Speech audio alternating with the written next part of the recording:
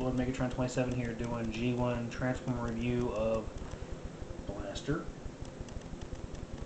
Eject, and Ramhorn. 100% complete. Them two do not have Blaster's gun. That's okay because he has backup. Unfortunately, he did not have backup when he first came out. In '85, Blaster came without any tapes, which left him pretty much defenseless against the onslaught of the Decepticon communicator, which was this guy here. Had multiple tapes and could pretty much do whatever he wanted as far as rule this guy. As this guy, I seen an episode of the Transformers where these two destroy each other. It was quite sad. Like I told you when I reviewed Soundwave, it was a tragedy that Soundwave got killed. I didn't really care about if he got killed or not because he's an Autobot. Whatever. But anyway, we've got Blaster here.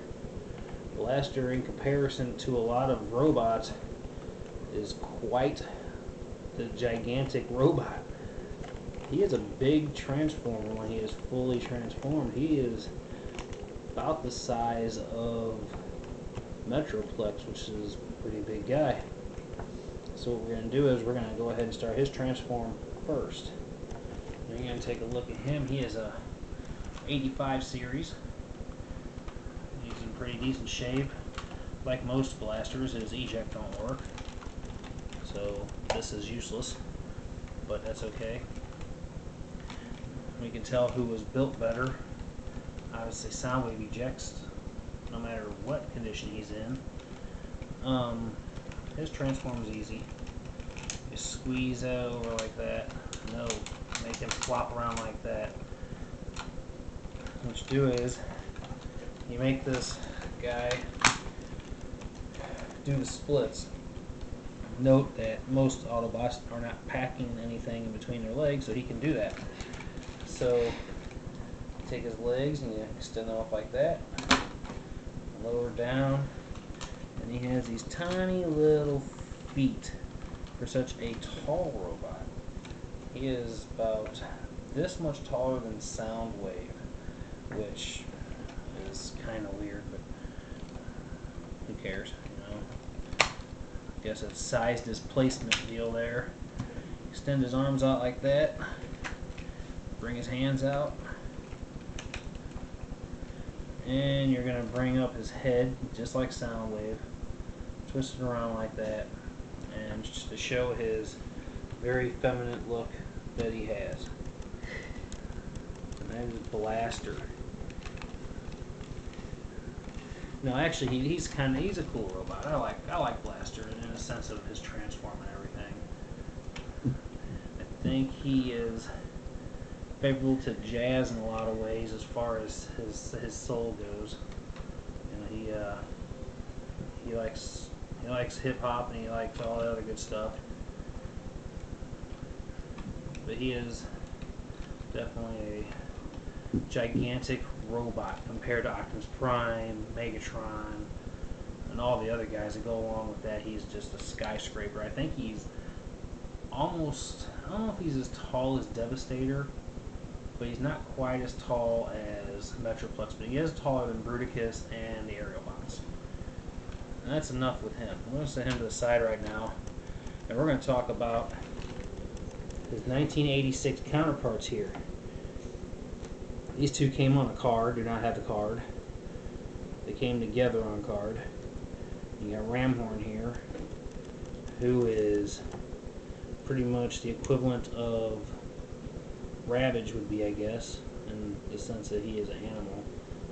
But his transform is very easy. He is a cassette, as you can tell. Little rub sticker. He rubs. Anyway, easy transform. Tail out, head out, feet down,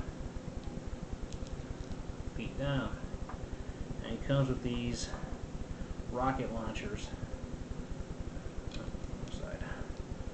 Go right on his side here. Similar to Ravage again. And he is 86, like I mentioned. They, I don't know why they didn't make sets for Blaster. It would have been a smart move, but a lot of kids back in the day, like I know me, I would use, because I had, you know, Soundwave and I had his cassettes, so I would just take 2 of Soundwave's cassettes and pretend they were Autobots and just kick their butts anyway, so it doesn't really matter. Anyway, that's him. This is, there, see Mr. Guy here? These things, you'll notice, if you don't have their arms in the right spot, his head will pop out all day long. So you almost got to hold him like this. Otherwise, if you don't, head pops up. So we're going to go ahead and give him a quick little transform. He's a lot easier to transform than the Decepticon cassettes.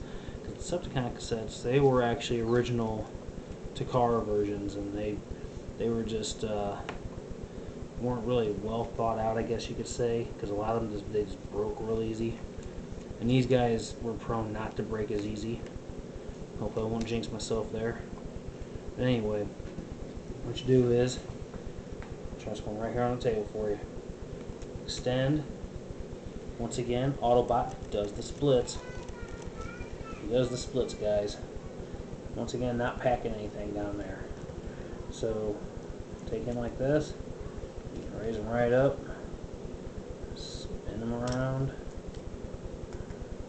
Bring out his little feet there. Bring out his goofy hands. That's one thing I will say about these guys. They have goofy looking arms. He has like these huge tape recording biceps right there. But they do serve a purpose. They hold their guns. Since they don't have hands, they'll hold a gun. They do stick their guns like that. He is very easy to transform. Rub sticker. That rub works pretty well. Ramhorns wasn't really doing anything, but his was.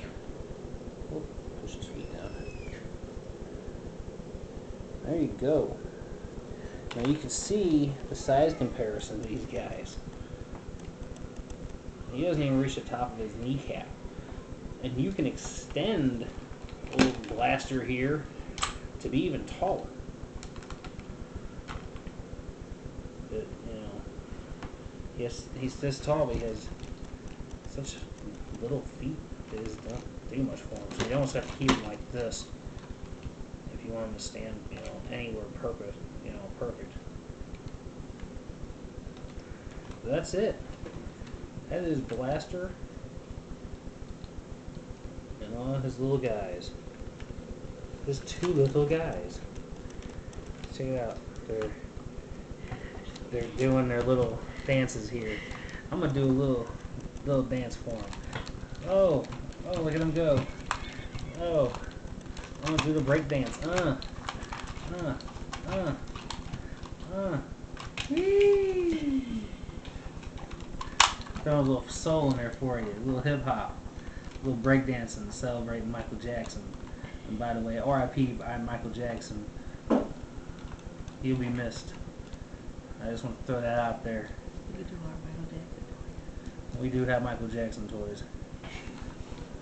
We got some Michael Jackson dolls. My wife really likes Michael Jackson.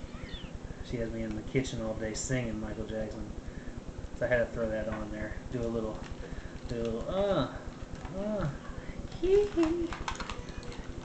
Oh, anyway, that's Lord Megatron 27 signing off for this week. Coming soon, Metroplex, like I said before. Trying to get a gun for him. Hasta la brothers.